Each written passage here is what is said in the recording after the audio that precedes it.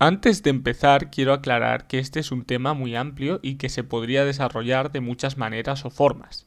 Yo, en este vídeo, me voy a ceñir solamente a las siguientes cuestiones. El mundo del manga es uno enorme, lleno de miles de series, autores y estilos. Y a pesar de que unos 1000 títulos han sido traducidos y publicados en español, teniendo en cuenta que en total hay unas 50.000 series de manga actualmente, o más, no se sabe, es difícil calcularlo, pues sí, era de esperar que muchas obras, incluso algunas increíblemente populares en Japón como Ashita no Yo o Golgo 13, o algunas que son muy conocidas en otras partes del mundo y que además son de mis favoritas como Hajime no Ippo, Kaiji o Baki the Grappler, esta última cobrando especial importancia por su reciente adaptación animada hecha por Netflix, no hayan sido publicadas y traducidas al español. Dicho esto, la primera pregunta para informarnos sobre la difusión cultural de esta clase de literatura sería ¿qué editoriales españolas publican manga en la actualidad? ¿Y cuántas son? Y la respuesta corta es muchas, bastantes. Actualmente, en enero de 2022, existen un total de 27 editoriales en España que están activas y editan y traducen manga, para que todos aquí podamos leerlo. Pero antes de meternos en cuáles son y por qué destacan, primero debería de aclarar muy brevemente lo que es el manga y cuáles son sus características, incluso si la mayoría de la gente ya lo sabe.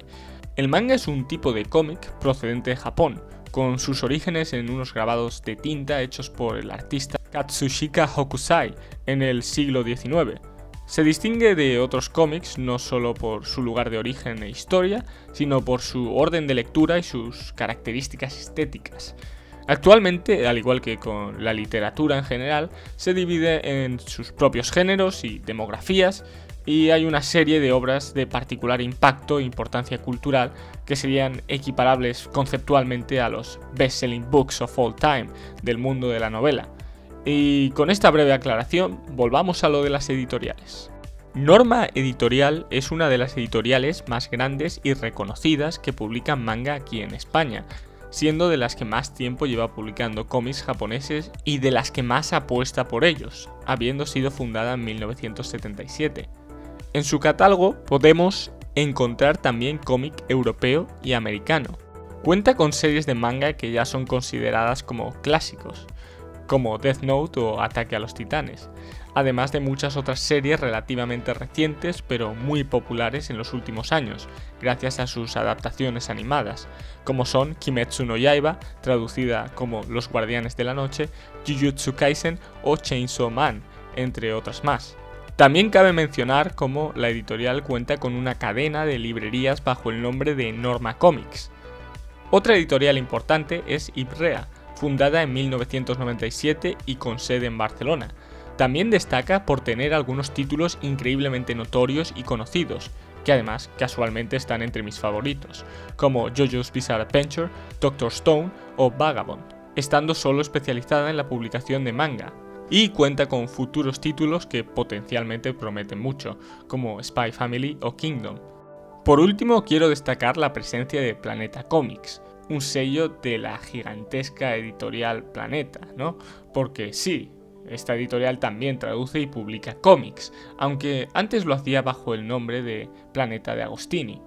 En su catálogo cuenta con algunas de las series de manga más conocidas, como Dragon Ball, One Piece, Naruto o Captain Tsubasa, cuya serie animada fue traducida aquí en España con el nombre de Oliver y Benji, entre otras muchas más. Esas son algunas de las editoriales más importantes, aunque también hay otras como Panini Comics o ECC Ediciones o algunas mucho más pequeñas y minoritarias como Herder Ediciones o Editorial Kodai. Bueno, estas son todas las editoriales que publican manga en español, porque sí, me he dado cuenta de que esto se alargaría demasiado y no nos da tiempo a ir viéndolas una por una en detalle. Y también he de mencionar cómo varias de estas editoriales tienen sucursales en otros países de habla hispana, así que eso.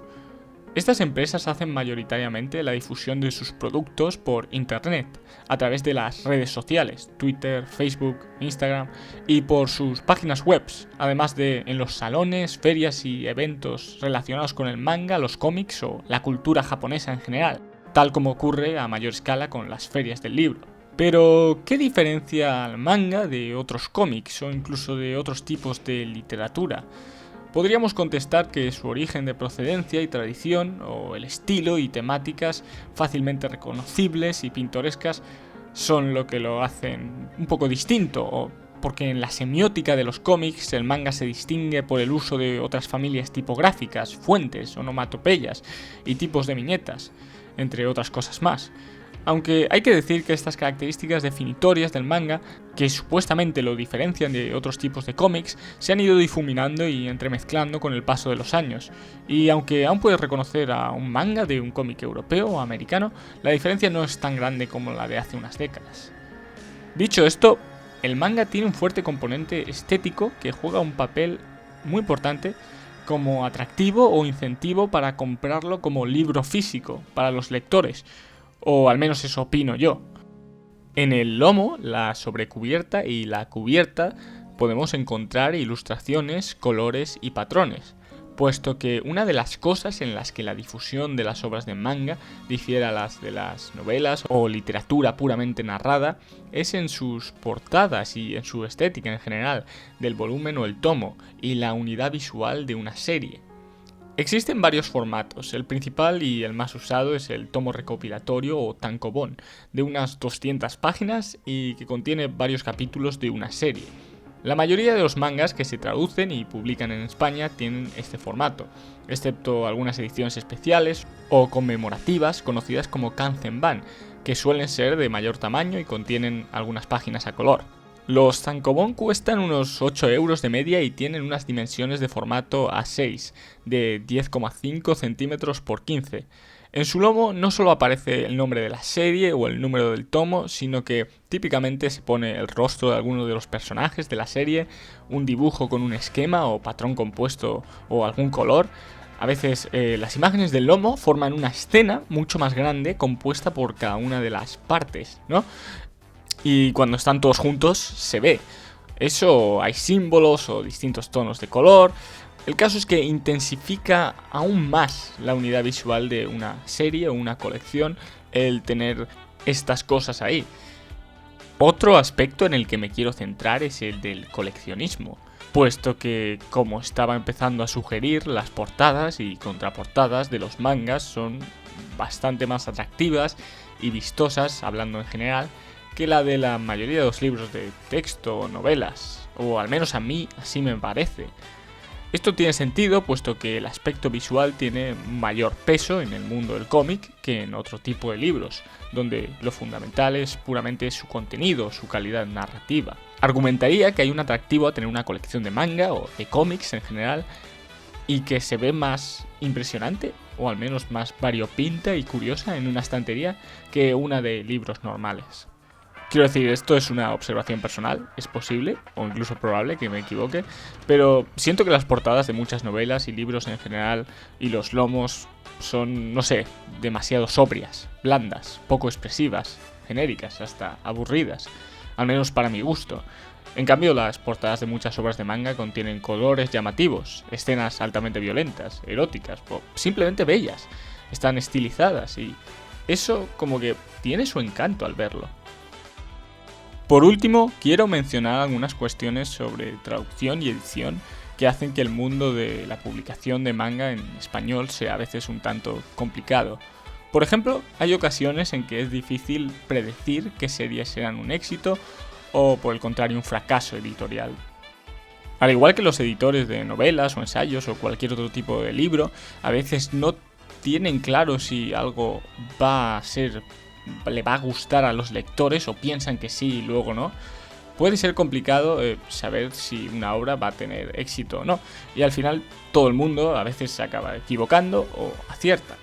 Ejemplos notables de esto serían como series que en teoría prometían bastante, traerlas aquí a España, como Kuroko no Basket o Toriko, vendieron muy mal y otras fueron un éxito inesperado.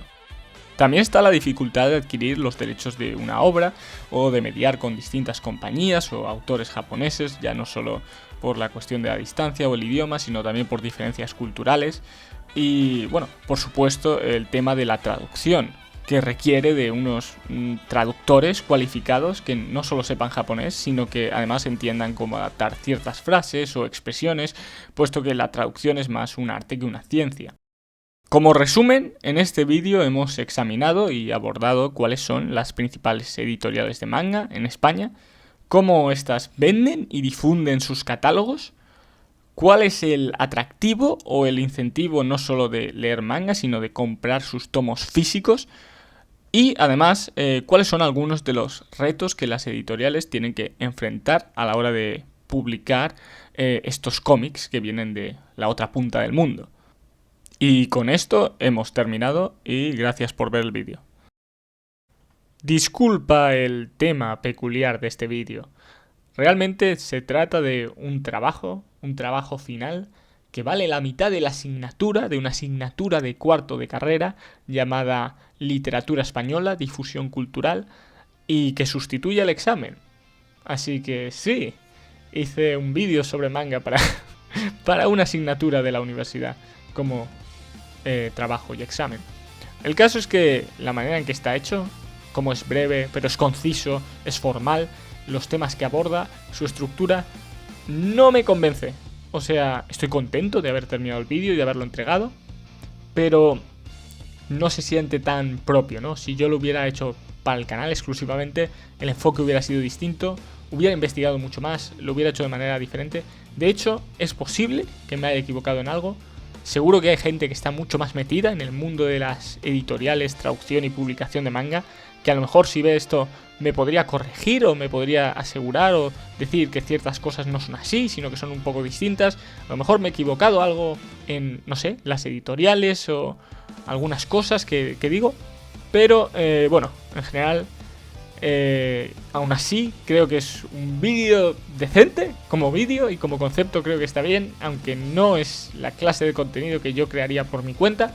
Ah, y además tampoco llamaría al manga literatura ni a los cómics. Tampoco los llamaría novelas gráficas. Tengo una cuestión epistemológica con esa definición que no me gusta. No, lo considero algo aparte, pero eso es un tema bastante complejo y no quiero meterme en él ahora. Pero, no sé, estaba entre eliminarlo o dejarlo tirado o subirlo. Y digo, bueno, voy a subirlo, pero añado al final este prefacio diciendo que eso, si me equivoco en algo o no te ha parecido tan bueno el vídeo, es porque en realidad este vídeo no es un vídeo mío, es mío, pero no es necesariamente para este canal o para ningún canal, simplemente era un trabajo.